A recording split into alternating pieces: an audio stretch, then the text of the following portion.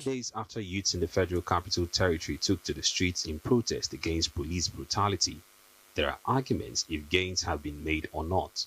But for the family of Anthony Onome Onude, the death of their beloved son and brother was not part of the bargain. Anthony met his untimely death when he was attacked by thugs who had disrupted protest on Saturday in Kubwa, a satellite town in the FCT. His friend narrates how Anthony was killed. At about 4 p.m. yesterday evening, he called me and said he was coming over to my place. And I told him there was holding a protest at NNPC Junction, which is, my estate is just at the beginning of the entrance at the NNPC Junction. And when he called, I told him he should chill. He said no, he wants to come, and we need to discuss something. Like, okay, fine. He said he was coming with Rufus. I said, no problem, it's fine. Later he called that the traffic was too much. He had to take his car back, that he would use a keke. I was like, okay, it's fine, no problem. Then, like 30 minutes later, he called me that he was at my junction, but he saw a lot of people running towards his direction. I was like, what's happening? He said, yeah, that they said some Abokibo came with sword. They are disrupting the people that are protesting. I said, yeah, that's true. I saw a lot of people running into my estate too. I'm outside the gate anyway. But where are you? He said he went to hide inside the police station. He took asylum there. I was like, okay, it's fine. Just stay there. The whole thing calm down. You can come over. Are you sure you're safe? He said, yes. I said, okay, it's fine. Come. And still standing in front of my house, a few minutes later, somebody rushed and told me they were beating my friend. Tony. I ran there. I'm getting to that particular street. It was just him I saw. He was battling with his life, his shirt in his hand. He was holding his head because he was bleeding. He came very close to me and he fell on the ground. I lifted him up. I had two friends behind me that came to that place with me. I told them to please guard him to my house because we were almost at the entrance to my house. The people you saw behind him, were they attacking him? Yes, they were.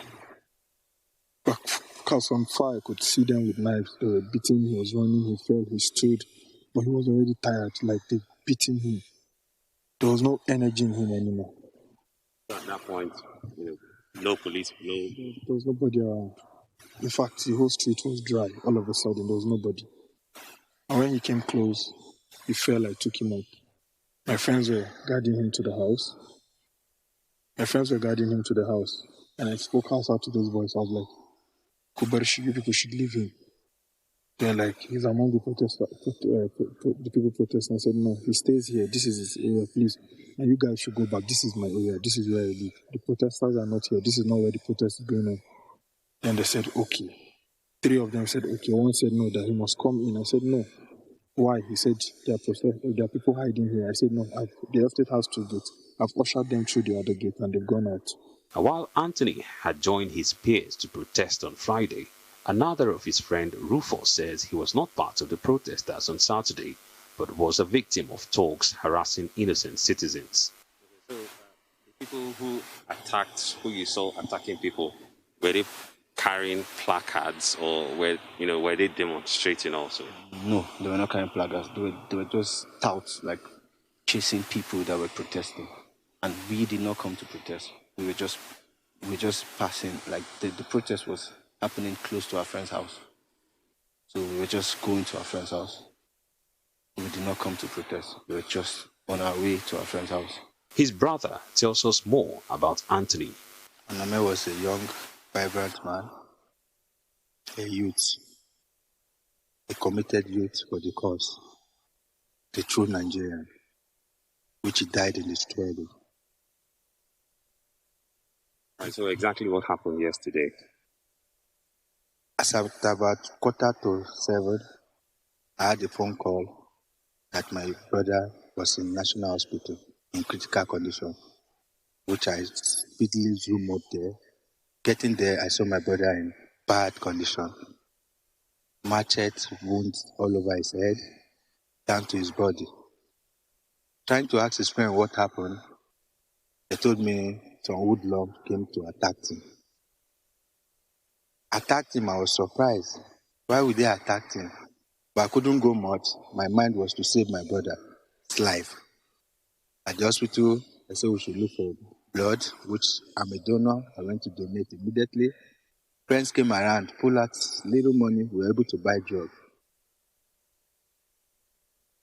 But unfortunately, couldn't make it as of. All right. So was he, was he among those who were actually protesting and. As of yesterday, Anthony Onome was not protesting. The only protest I know he went for was on Friday. Saturday's attack was one of several attacks by thugs who protesters refer to as pro-SARS, although the Inspector General of Police have promised security for protesters and the army threatened to deal with troublemakers. These attacks leave doubt among protesters of the government's sincerity to protect protesters expressing their constitutional rights. Ferdinand Roha, Arise News.